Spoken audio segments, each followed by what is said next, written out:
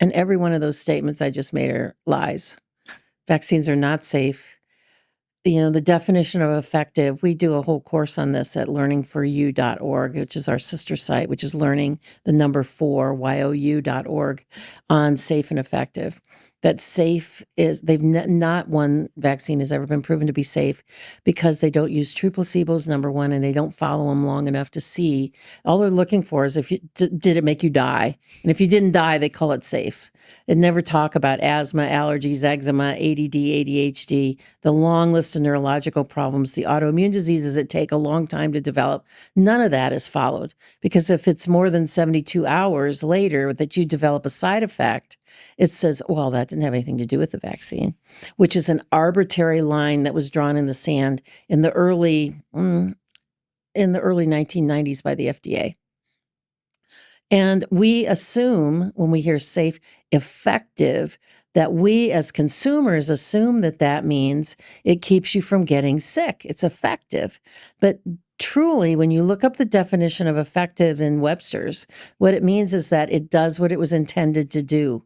And so effective, really, what was the vaccine intended to do? When you inject that foreign matter, it is intended to develop an antibody.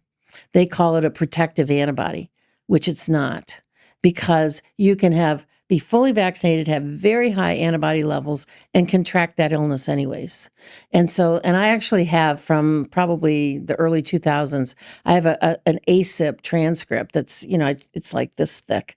And at one point in the middle of the transcript, they start talking about antibodies. And one of the ACIP members says to the other one, we don't want to talk about that here because we know that we don't know what the antibodies do, and they don't really keep people from getting sick.